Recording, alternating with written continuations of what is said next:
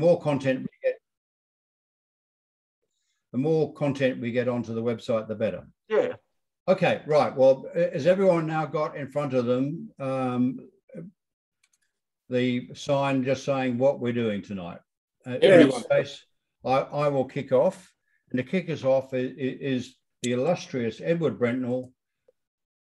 And where have we got? Here we go. So, Edward, over to you, please. If you were talking, you just shout when you want me to move on, but which I will do straight away. Right, just the bottom one. I've always been fascinated by the early history of postage. There's a volume somewhere, it must be. It was very erratic in the early days. Oh, yeah, sorry. Yeah. And hello, would somebody please? Sorry, Edward. Someone's got their mute open. So would they please close it? Can everyone other than John and Edward, John and the speaker, mute themselves so we don't have any background noise, please? Sorry, now, apologies. I didn't get all that. Are we right? Yeah, we're right. Good. Well, I've always been fascinated by the early history of postage, which was very erratic, a lot of private carriers, and a lot of the stamps, of course, were rubber stamps showing the sender or the receiver, or sometimes the postage. Postage based on the number of sheets, not the weight, and an envelope counted as a sheet of paper. So this envelope, this letter went from Andover to Ulsford, 25 miles by road, and the postage there is an 8 pence, which in modern money is about £2 sterling. So it cost a lot of money. In 1837, Wallace and others and Rowland Hill wrote about post office reform. It should be uniform charge. Letters should be prepaid with the full charge because, of course, collecting the postage from the receiver was difficult. You had to knock on the door and wait for them to come and find the right money and all the rest of it. Much quicker just to stick it through the letterbox. And it was charged by weight, irrespective of the number of sheets. So in 1839, this was the new fourpenny rate, and this started on the 5th of December 1839, and it was a uniform postage according to Hill's specifications. And next.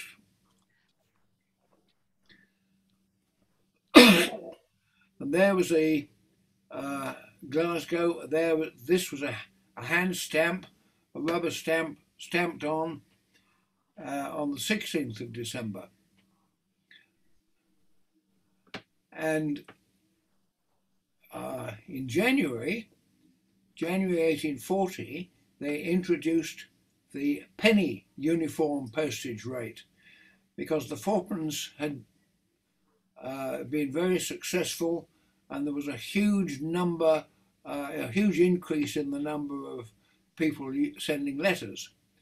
Before that, it was only business and the lawyers, but people started to realize that they could send letters to their friends and family. So in came the penny. And this was November. There was still using this method, even though, of course, the adhesive stamps had come in. But this is the one penny, and the strike in red indicate that it was prepaid. If it was in black, it was not prepaid. But then in 1839, they had a competition to introduce adhesive stamps. And this, there we are, Charles Whiting, post office permit, ½ an ounce for 1 penny. And he was a printer. And then this is 2nd of September.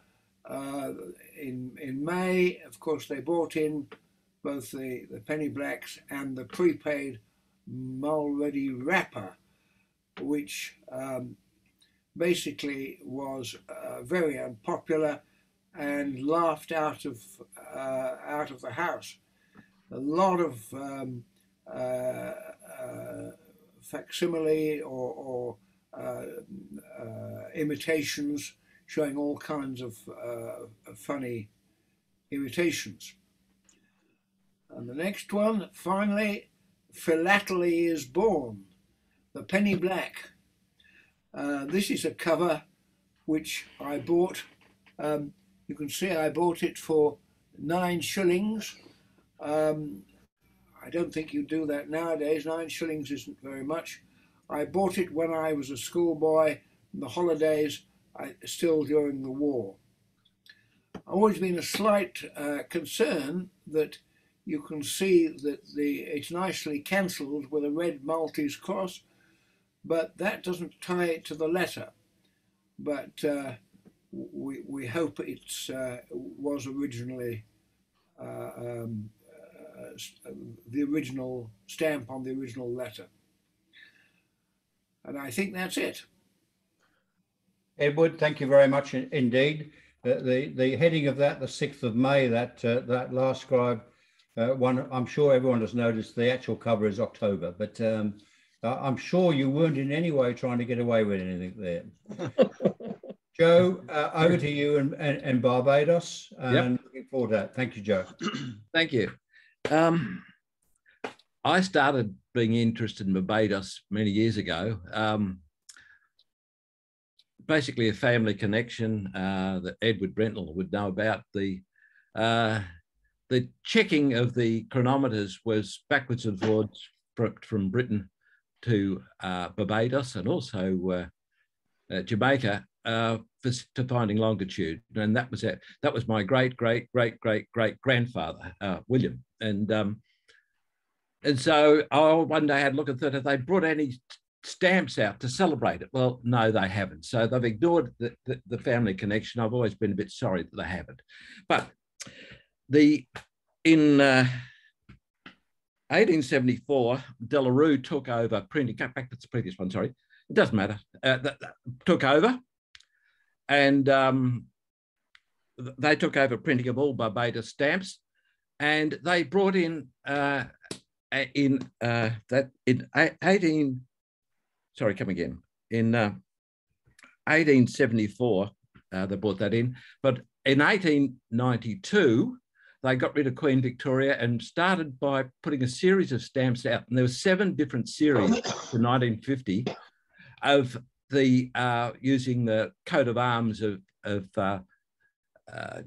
Barbados. And this was the very first one. So this was so Queen Victoria had been displaced. All these issues you're going to see are all printed by Delarue. And the first country to in the British colony to bring in halfpenny postage was actually Barbados, and that's here. Thanks, John. Next one.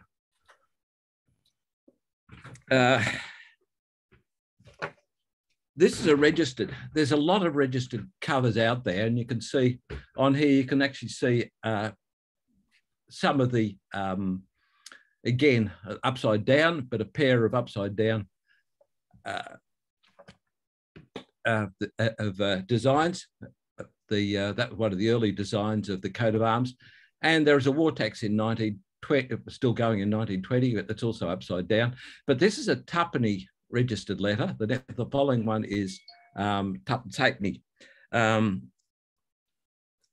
It's a tuppence registered up, and it's upgraded with 2 1 pennies and a halfpenny war tax. And it's the only one I've got so far with a war tax attached. There must be others out there, and I'll hopefully add more to it next time.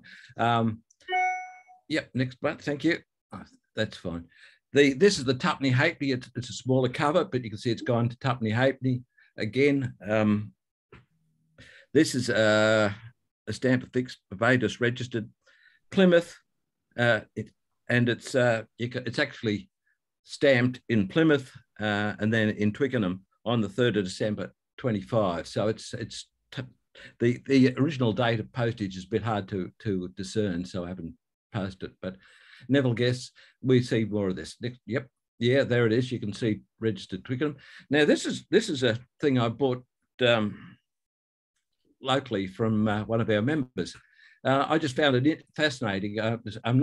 This is for Franca first day cover, but I found it fascinating in that it was from Barbados, went to New Guinea and redirected back to Australia. So it's if we go to look at its path, the registered envelope, I know it's a first day cover, but if you look at the back, you'll see all the path it's taken. It's registered.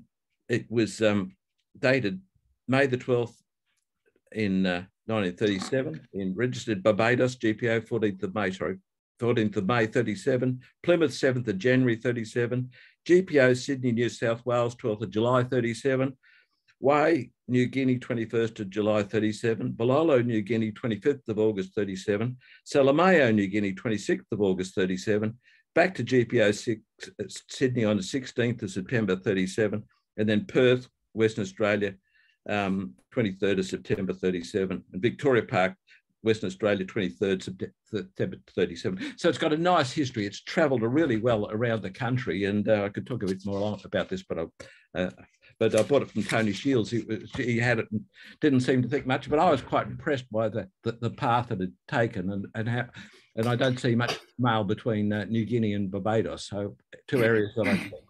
Next, please.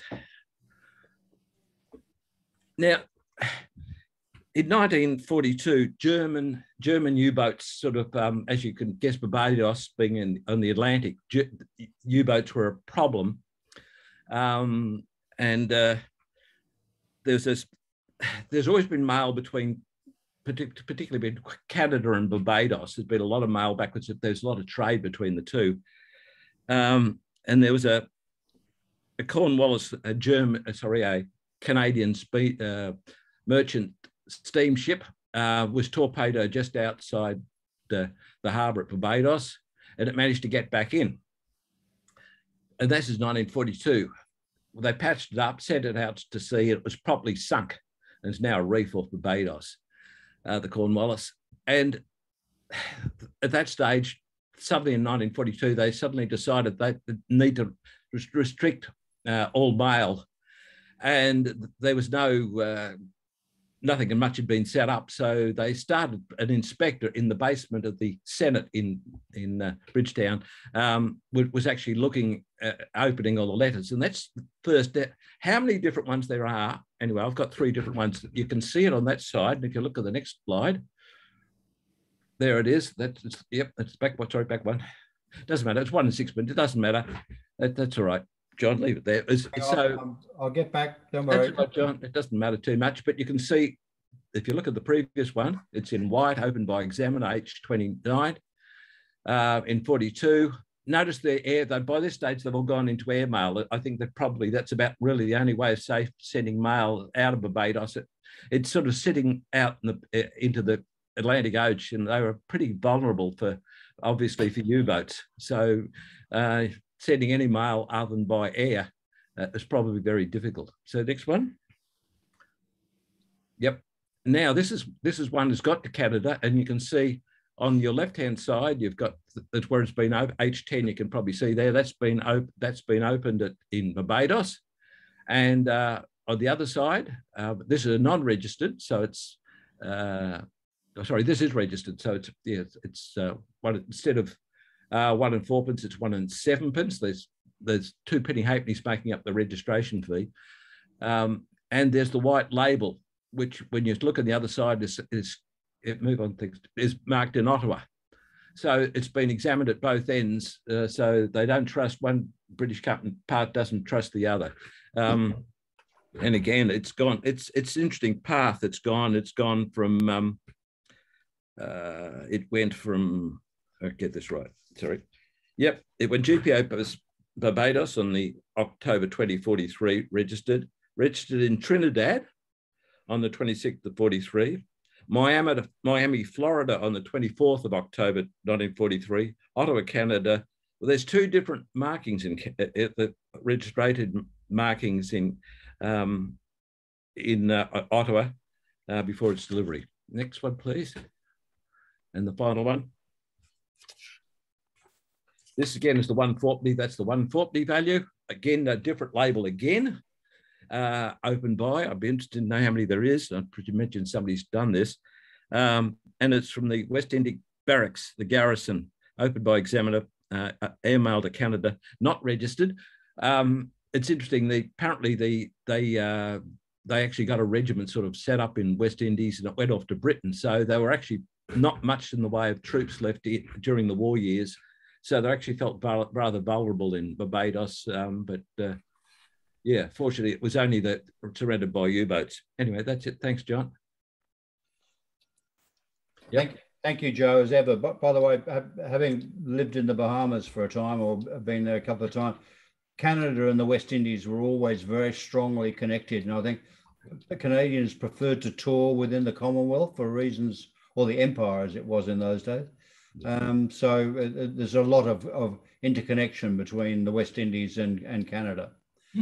Graham, you're next cab off the rank. So if you're ready to go, I shall bring up your first recent acquisition.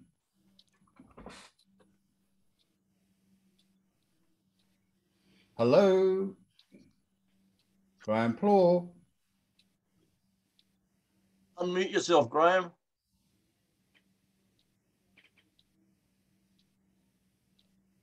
You there, Graham? Yes, I am. I'm sorry. I forgot all about that. Now I've gone and dropped everything. Right, let's start again.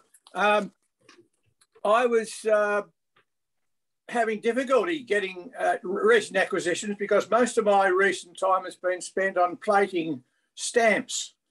And but I have two items here, or there's three items I'm going to talk about, but two specific ones. This one is a postcard that was actually posted on the bridge on the day that the Sydney Harbour Bridge opened on the 19th of March in 32. Now, it has just simply a black and white picture of the bridge on one side. It's a hard card, especially prepared for the day. And if you look at the imprint block of 4 that's on there, has three different postmarks. There were a number of postmarks provided, more than those three, but there was the squared Harbour Bridge one. There was printed on the bridge during the opening of the celebrations, and there was a Sydney Harbour Bridge #1 circular date stamp, but there was also another one that said printed on pylon, South Pylon, and there are a couple of others as well on different things, but they riddled this one with 4 separate, or 3 of the series of postmarks. So that was item #1, thanks. The second one was one I picked up recently at an auction, and this shows the first aerial flight souvenir card of the first flight in Australia, going from Melbourne to Sydney, flown by Maurice Gallio. There was a card provided just a few days prior to this, where he did a short flight from Melbourne to Bendigo to Ballarat. And that's listed in Eustace's book, probably as #1, but in fact, this is the official first airmail postcard from Australia. And I just have added that to my collection of flight covers. And the other one, the previous one, I'd added to my collection of King George 5 cover. Now, I was able recently to pick up some cigarette cards, and I used to collect cigarette cards, although I sold my collection to the Matchbox Collectors Club some years back.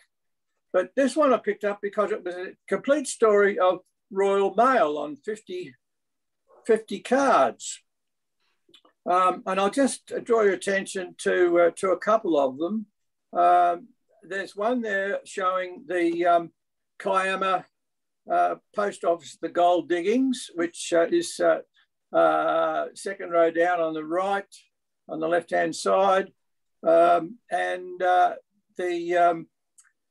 There's also on the left-hand side of that second row is the Kiama, New South Wales carrying mail one. 2 Australian examples. There are many others on that page that I could mention. But the second page, the chap on the left-hand side, the first one is the last mail coach card that was used, Mr. Jack Nobbs. The one next to him with the walking cane is Wolverhampton's solitary postman of 1834. There are 2 examples that came, and the little lady on the right-hand side was a letter lady of 1768. And then on the opposite page, I read this one with interest because that one in the centre bottom is the pneumatic tube that was produced for Royal Mail in 1863, where it went from the district post office nearby to Euston Station. And I felt that was quite an interesting one. There are a lot of other interesting aspects on a few of the other cards on that page as well, but they're the ones I'd like to draw attention to. And page 3, thanks, John. This one has got the left-hand, second row down on the left-hand side is the first London pillar box of 1855. The chap on the opposite end of that second row is a Newcastle postman of 1824. The other one on the opposite page I draw your attention to is the aircraft, and that was the aerial post going from Hendon to Windsor in 1911. So that dates these cards as about 1920 or thereabouts. And finally, the last one. On that page, the 2 bottom ones I think are worth noting. The postman on the left is on skis in Scotland, putting the mail through the services. And on the opposite side is the parcel post being delivered on Achill Island, or I don't know how to pronounce it, Achill Island, which is just off Ireland. He's delivering it on pony, apparently one of the few pony postman services throughout the world at that time. So I found those interesting. There are 50 of them, and they just make some interesting, for me, postal history of the Royal Mail and its various services in those early years. So that's my lot. Thank you. Thank you very much, Graham. Alan Shatton, over to you. Thank you. Thank you very much. And I think we should avoid censuring Graham Plaw for taking us into a journey that has nothing to do with postal stationery at all. I knew you'd pick that up. Nevertheless, it had a postal connection and was very interesting. So I've got 6 slides.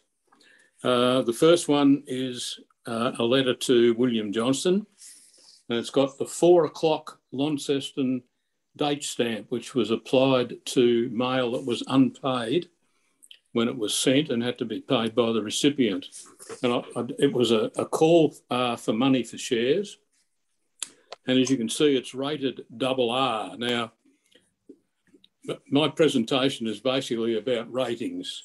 This RR is a rating in the Tasmanian postmarks, which go up to 5R.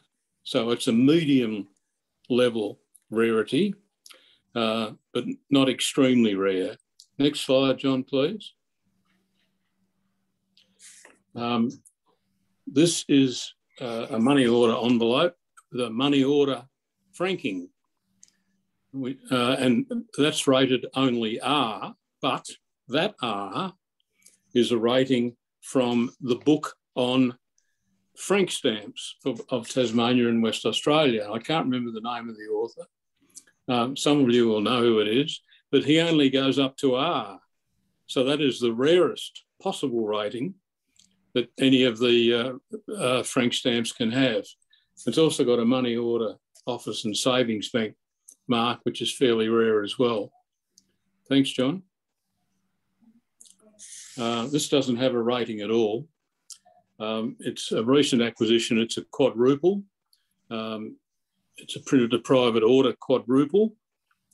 It's the only quadruple that I've got. I've got a quintuple.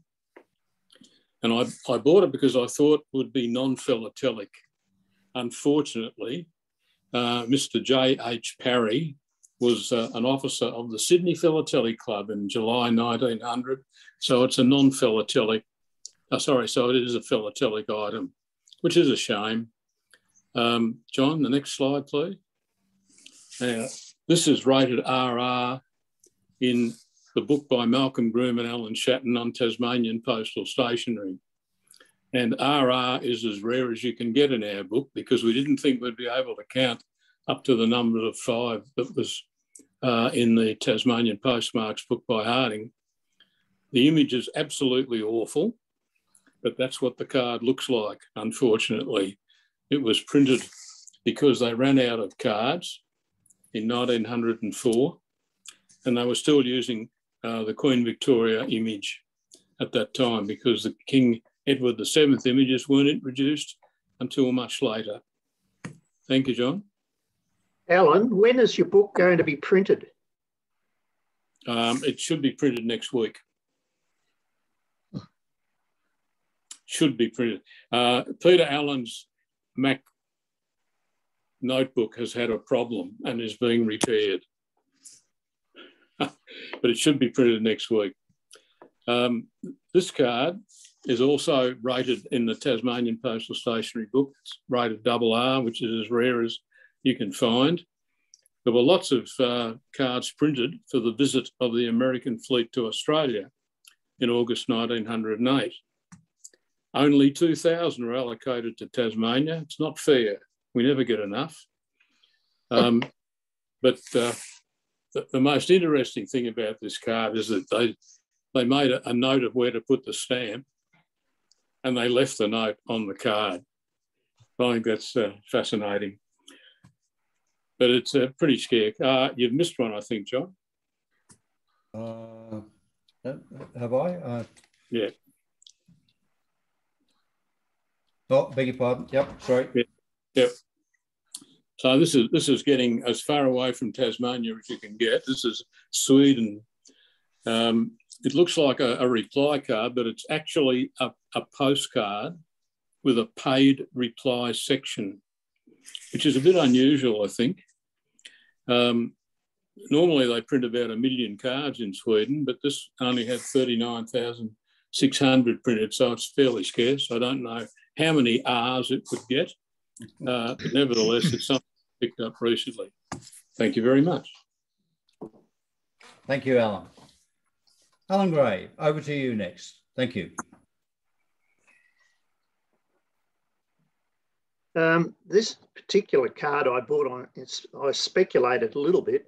It's a Queensland card and it's had a 5-pfenning German stamp added to it, but it also recognises that the penny halfpenny paid for the card is part of the deal. Obviously, it was posted on board a ship, a German ship. Bernie Beston wrote recently that these cards were picked up on Thursday Island, but I haven't been able to find the ship that this German ship would have gone to Thursday Island. But I intend sending a copy of this card to a chap by the name of Robert Binner he's the librarian of the Munich Philatelic Library, and I'm certain he'll be able to help us out. But it's a very interesting card. Next one, John. As you know, I have an exhibit called Postage to Collect. And I bought this cover basically for the 108. I was obviously in competition with Swedish collectors who would not have recognised the 108, but they recognised the that it came from Melbourne and to Sweden, obviously a very rare combination. But if you look down to the left, you can see how the 108 Swedish ore was divided up, because the sixpenny stamp on the cover only got it to Marseille. After that, the clock started ticking. And as you can see, there was 5p for the French transit. There was 4p or 3.5 silver groschen for the Prussian transit. 2p for the Hamburg post office charge. There was 8 Danish skillings for the Danish postage to Sweden. And what you can't see there is there was a penny local delivery once it got to Stockholm and then to Gefle, which was north of Stockholm. But that particular cover I really value. Thanks, John. That's a lovely cover, Alan, and well done for managing to analyse the 108. That's well, there's one thing that I'd like to ask Graham Hayward, if possible. There's a Parisian hand stamp, which is the Paris Transit hand stamp, but I just can't, I don't know what the OUT and what comes after that. He may well know. Looking at it, Alan, I think it looks like there's an A at the very top there, which is probably from somewhere, A being 2 in French. It's one of the, looks like one of the TPO ones from somewhere to somewhere. So if you bring the cover to when we next have a physical meeting, I'll try and have a better look at it. Yeah, it's very difficult. But I have a feeling I've seen this postmark before, and it's something, it's like outwards from Paris or something like that. Yes, possibly. Where did it come into? It came into Marseille, did it originally? Yeah, into Marseille, up to Paris, then it went up to Hamburg. Hamburg, yeah. So it's probably one of the transits in. Has it got any more on the back? No. Oh, no. Only on the. These are the back. Alan, we'll move on, but let me just say, I've got quite a database of French internal markings. Yes. Because of a lot of Mauritius mail going through France. So in one of these days, get the cover and we'll do some retro revealing of the postmarks. Yeah, I've got a couple of books of the marks too. So have a look. Yeah. Okay, thank you, Alan. Thanks for that. Good. Now, Kevin, I haven't seen Kevin. I hope he's joined us by yes, now. I can see him. I'm here. Okay, Kevin, over to you. Thank you. Can you hear me okay? Yep. Okay. First cover. It's unusual for Australian mail, registered mail, to come from bases overseas. And the First World War showed registered covers from various places in France and Africa with British stamps on them, but with Australian AIF labels. But this one was a little bit more recent, which came across from Butterworth, which has been an RAF base for quite a long time. And it was originally started by the RAF in 1939, and then had a very significant Japanese air raid in 1941, around about the same time as Pearl Harbor, and then was finally passed over as a joint operation between the RAAF and the MAF, which is the Malaysian Air Force. But it was an interesting cover to see from overseas, directed to obviously Defence Forces in Australia, the Department of Defence, with a Malaysian reg label. Okay, Burwood. This was a lucky dip, I call it, because I couldn't see much on the scan on eBay, but it was a nice, shall I say, V4 label. And I thought, well, it's worth buying. When I got it home, the perforations were in actual fact 12.5, not 11, as is usual with this type of cover. The 11s are very common, but 12.5 is very rare. And this Blessed's Heart was a 12.5. So I've only got one other of these from Woodside in Victoria, in Gippsland. Okay, thanks, John. Love these Queensland registered. The red labels look very common, but they're not common. Queensland Reds didn't have the state name.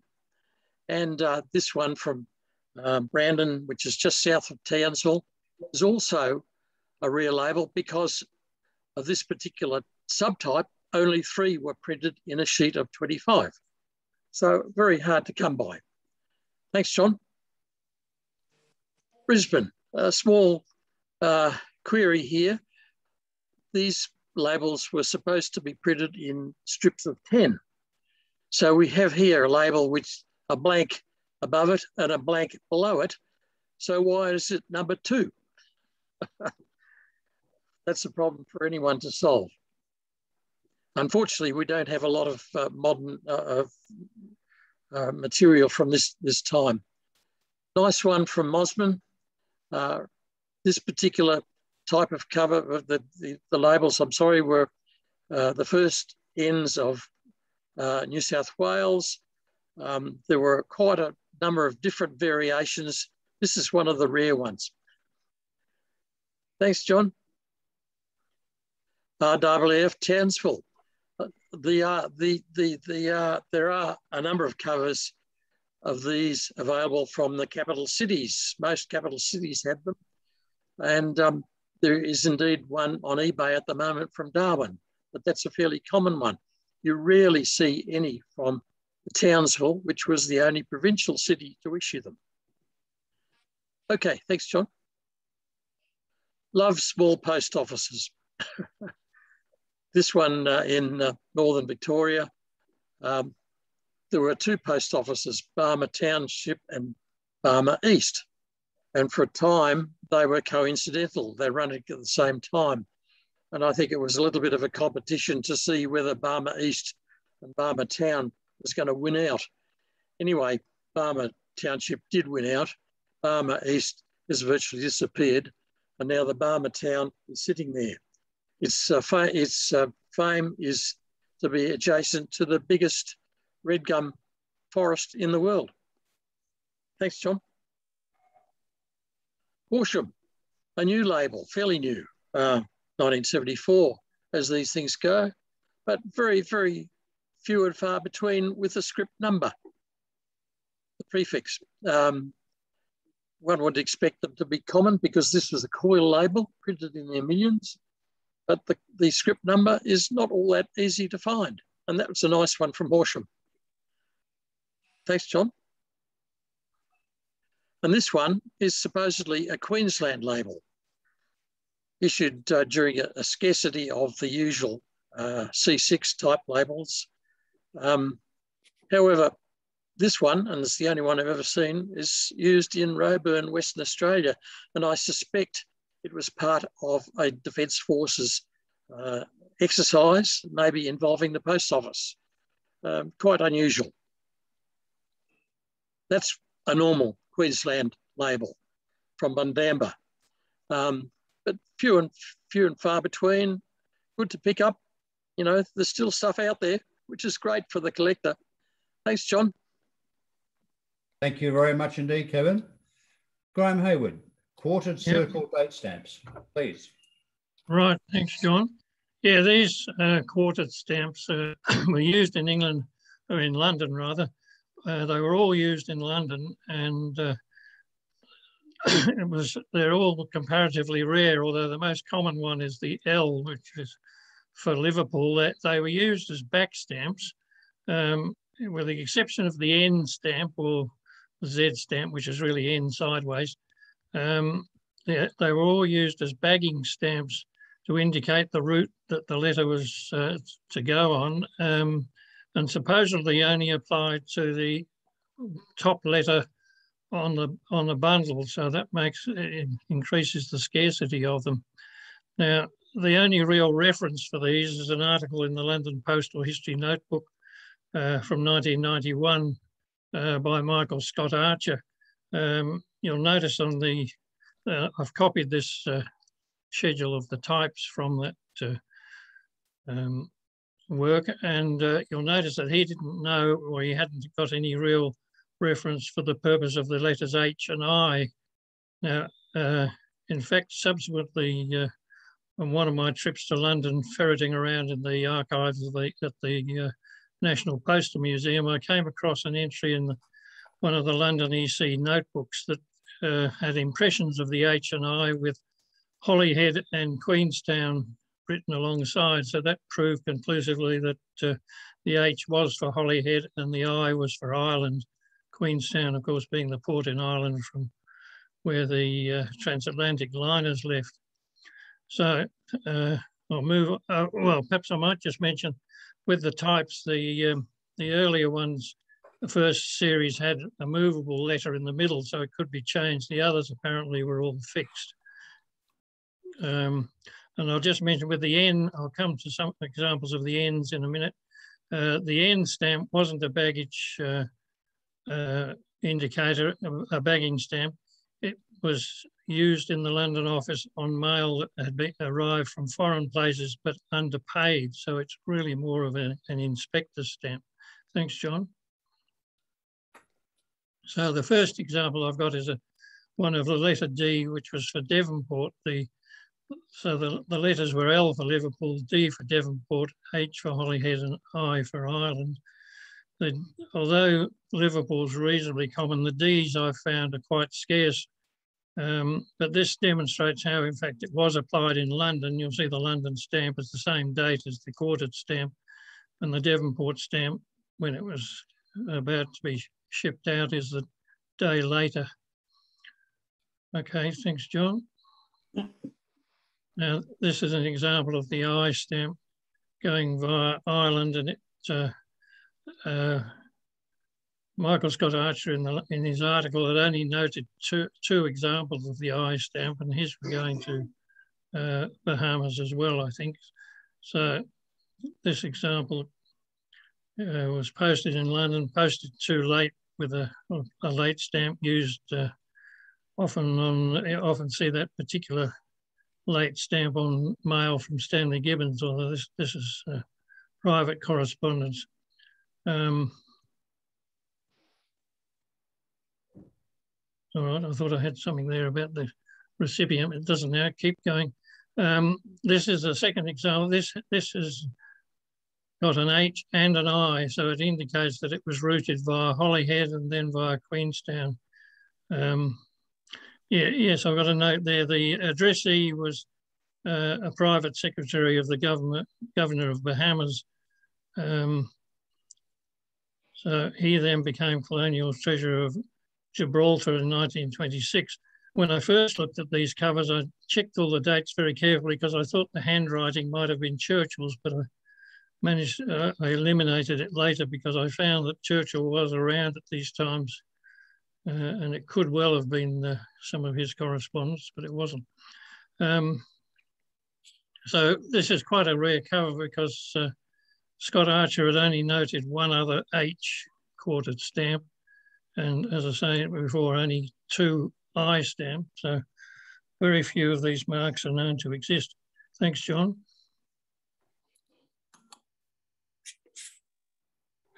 Right, so this is an example of the N stamp, a letter from France, manuscript 6, showing the 6 more to pay, because it was actually bearing, I think, the mail. The French stamp covered only local mail, not international mail. Thanks, John.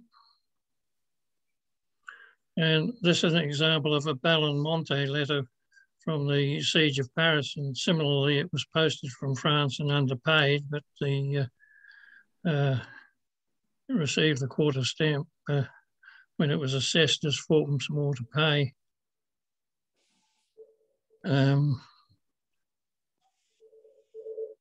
Yeah, okay, thanks, John. Now, thank you. I thought I had one more. Did you not catch up with the other one? Well, I did my best, I promise you. Okay, sorry. All right. I'll just mention I did have an example with the two types of the N stamp. The difference between the earlier types and the later stamps was that the year was in full rather than just the last two letters. Okay, thank you. Sorry about that, but that's all right. Well, I shall double check. Now, the big question is, Brian with us or is he not? Yes, I'm with you. Brian, I trust it wasn't the change, the fact we've gone on to summertime that's caught you out. Yeah, I was an hour out, but thanks to Frank, I discovered you'd started. So welcome everybody. I'm delighted to see everybody, and good evening. First one, please, John. Okay, detained on board of ship. This was used at Melbourne. There are 12 examples in my census. It's a reasonably scarce mark. The Sydney equivalent, there are only 4 examples recorded. It was originally pre-1988 thought to be connected with quarantine. It's nothing to do with quarantine. And as stated in the Postal History of New South Wales, it's connected with removing blame from the post office for mail that was held illegally on board ship. Okay, next one, please, John. This was a tragic case of the letter carrier attempting to cross a flooded river. Thanks to Malcolm Groom, he located an article in the Launceston Examiner. The poor guy was washed away and drowned, but the mail was recovered. This is the only cover recorded. Malcolm says it should be in his collection, but I'm not sure on what he bases that assertion. Next one, please. This is also the only cover recorded in connection with that's mailed to somebody who was involved in the tropical cyclone Mahina. This is a remarkable event in that it is now known to have been the worst recorded natural disaster, certainly the strongest cyclone in the Southern Hemisphere recorded after it was reclassified at 880 hectopascals. The scale of it is demonstrated by Cyclone Tracy, which was 950 hectopascals or millibars. So it was absolutely devastating because there wasn't a huge population up there at the time. It was the 300 of the pearlers were killed. It was the pearling vessels that were hit. And this cover was addressed to the captain of the Sagita, one of the pearling vessels. And you can see all the marks. It's a Brisbane transit stamp, 18th of July, then to Thursday Island, 1st of August, then held for a month, and then drowned in hurricane, initial by the post office, official date stamp 1st of September, and then back to the Brisbane dead letter office on the 12th of September, and back to Hobart on the 1st of November. A remarkable survivor, and the only item connected with that dramatic event. As an aside, if that were to occur again today, which the meteorologists say it could, the expression is it would be beyond any planning or mitigation measures that have been considered. The reality is it can occur, and climate change increases this possibility. If it did, wherever it hit would be absolutely devastated. Australia is not prepared for this. Next one, please. Yes, Broken Hill Railway Station. There's another of those. And there's another Australian philatelist who says this should be in his collection. He's from South Australia. It's remarkable how many people think that certain items in my collection should be in theirs. But of course, the reverse also applies. This was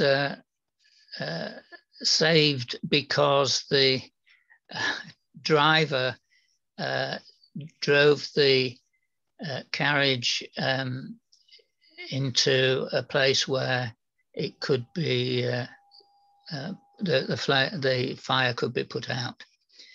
So next one, please.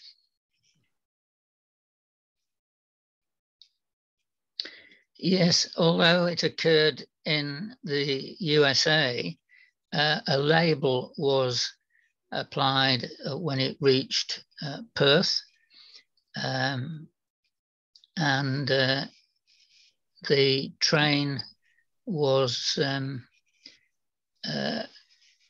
caught fire and water was used to extinguish it. So mail was damaged by both the water and the fire.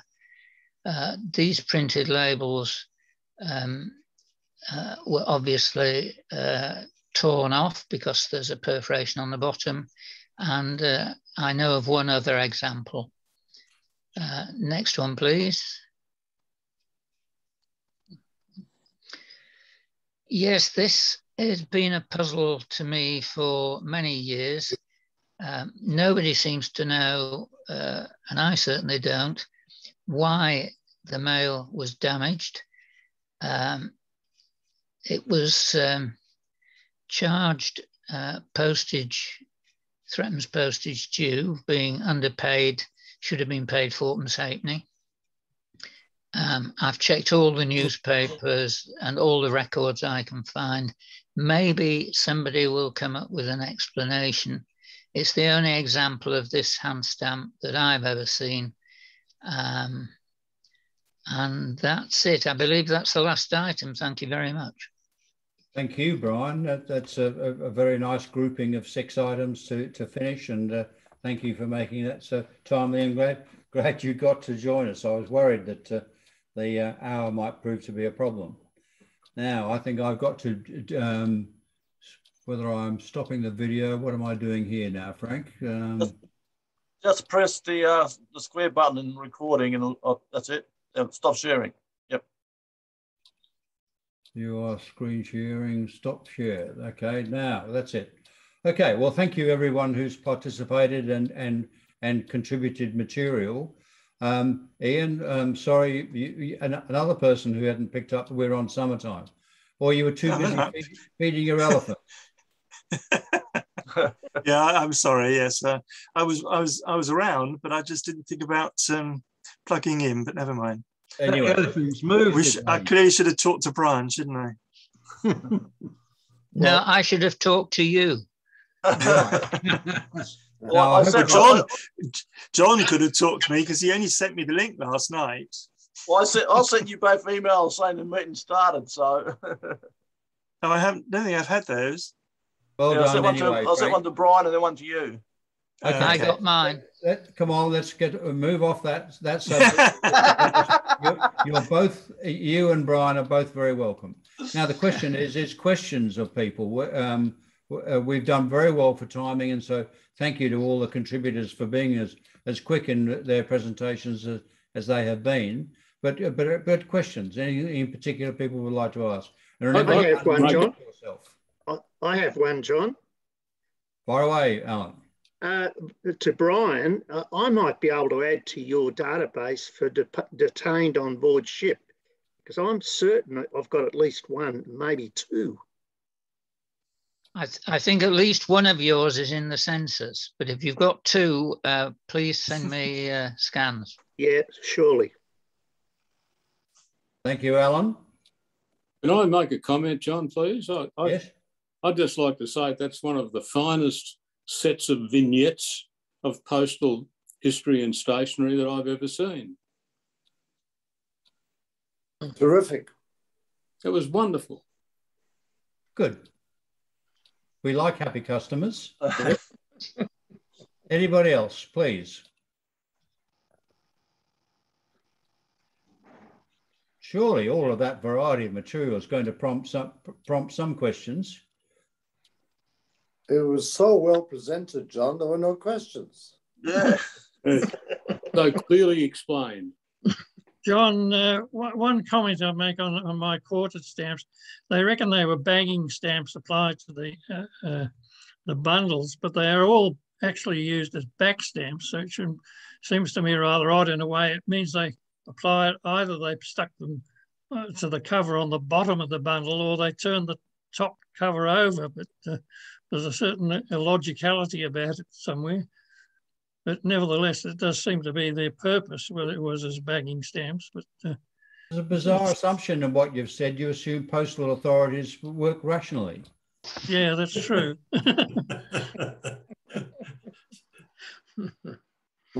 Moving around, Jack, good to see you there as well. So, but any questions? Thank you. I had one question based on ignorance. I think everyone else probably knows the answer, but that last presentation had threepence postage due, but the short postage was a penny halfpenny. Do I assume that there was actually a penalty for short payment? Yeah, double. Double. Yeah, double. It's always double. Yeah. Double the shortfall. Right. Well, that would deter you, wouldn't it? So that was really interesting. It's the first time I've actually understood that. So thank you. No, but bear in mind it's paid by the recipient, so therefore it might not deter you at all. No. you could lose a few friends, John. If you've got any.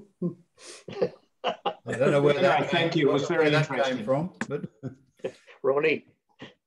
Yeah, okay. that's from Ronnie. Who? Oh, no, I should have guessed. If you have time, I have a very quick story on that, and that is that in one of the local councils in the south of England, all of one party sent Christmas cards to all the other members of the other party, but didn't put stamps on, so they'd have to pay postage due on every single card. Oh, that's nice. I thought it was quite an amusing story, really. Thank you for that one, Ian. Anything else before we close off? What we do about next month for the postal history remains to be seen, and because we just don't know where Victoria is going. But I think it's been really good because normally we have, as I said at the beginning, 10 or 12 people attend, and this is a much larger group, and we have people from the UK as well. So all in all, I think it's been a very successful activity, and I hope you've all enjoyed it. But John, any comments? Yep. John, can I ask you a question? John? Yes, Ronnie, fire away. So I can't see. I would be happy to, I'm suggesting that the members might want to indicate a preference, because I thought I might give you one for postal history at your convenience, and I give you three options. One is the Battle of Madagascar. The other is prisoners of war in East Africa. And the third is the FAM-22 flights from through Miami to West Africa. Well, all three, Ronnie. That's three. So if you want, I said there may be a preference. That's all I'm saying. Ronnie, those would all be very interesting. The question is, whether you would want to do them with if coming in at night time for the postal history. Normally, I don't think you would like to do. I don't think. So whether you would want to give us the items to show, or you want us to do it as a Zoom meeting, or what? But whatever suits you, whatever's convenient to you. In which case, thank you for the offer. I shall bear that in mind. We'll talk about it. Okay. Thank you. Anybody else?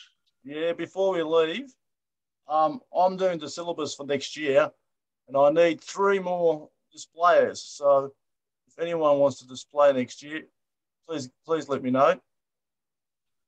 That's for the philatelic meeting. That's for the philatelic meeting, yes. Yeah. 60 sheets. Doesn't have to be 60 sheets. Thereabouts. They're about 68. Yeah. What you can do, you can do a PowerPoint and then do 30 or 40 sheets. You do a PowerPoint presentation for about 20 minutes or so, half an hour or whatever, and then do sheets around the table, or you can put sheets in the display cases and sheets handed around, whatever suits you. Okay. Frank, I think I'm right in thinking that we'll do 3 Zoom meetings on the 5th Thursday during the year again. So people might want to just, if they want to do it as a Zoom, I don't know if you filled those. The Zooms are already filled. I make sure I filled the Zooms for internationals. Yep. Okay. Well, that's all in hand. Okay. Yeah, I can still use a couple of volunteers for day meetings next year too, if anybody has anything in mind. Well, thank you all very much for attending. I hope you've enjoyed your evening. Thank you particularly to the presenters for making it as prompt and as quick as they have done. Thank you all for joining us this evening, and I'm just glad that you could be with us. So, we've got a subject for the next one. Well, we don't know whether we're meeting or doing it Zooming or whatever it is. You could probably still have a subject, and then if you do it via Zoom or you do it face to face, have it. Why anyone who's got suggestions for it, send me an email. Otherwise, I'll send out an all points bulletin to the list of the normal. Because I'm hoping that we can actually, as a group of 10 or 12, actually meet at 3:03. So any suggestions, please send them to me by email. It'd be good. Thank you very much, John, for orchestrating this so well. The last Zoom call I was on for the BSAP was 3.5 hours. So this is impressive. I told you, Brian, that we don't do 3.5 hours Zoom meetings. No. We're now restricting them, but that's another story. Brian, I'm only 50% of a Yorkshireman, but I like to get things over and done with. John, Jack here. Have you considered like a hybrid arrangement where we use a screen in the building for the people who are present, but for those that are not present? A number of meetings are starting to go that way, so that you can still have an in-room presentation, but invite the people from the UK and all the others to present. And basically all you need is a large TV screen in the room and a laptop. We actually have set it up that way once, and the idea is, and Frank's the person looking at the syllabus for next year, but that certainly is something we could do. So I think it's so good to have so many visitors. I think they presumably would like to join in, even if some of us are in the room sharing a cuppa and some are in overseas. And a few of the overseas clubs are starting to do that as they come out of lockdown. We have set one meeting up that way, Jack, but over to Frank. That certainly can be done. It can be done, and technical difficulty. Yeah, it can certainly be done, and the way I'm anticipating to do probably one that way next year. We'll have an international presenter. He presents via Zoom, and we'll meet at Per's house. So we'll give that a go next year. I'll see how it works, and see if our equipment works too. So see if we need to upgrade anything like that. So, yeah. But yeah, I do want to do one next year like that. Okay. Thank you, Jack. Okay. John, can you stay on the line? Can you stay on the line a moment before you ring me off anyway? What, sorry, Ronnie, I can't hear you. Oh, sorry. Can you stay on the line while everybody's left, just so I can have a quick telephone call with you? I will phone you, Ronnie. Okay. Right. Yep. Fine. Thank you, everybody. Thank you. See you, everybody. I know the time difference.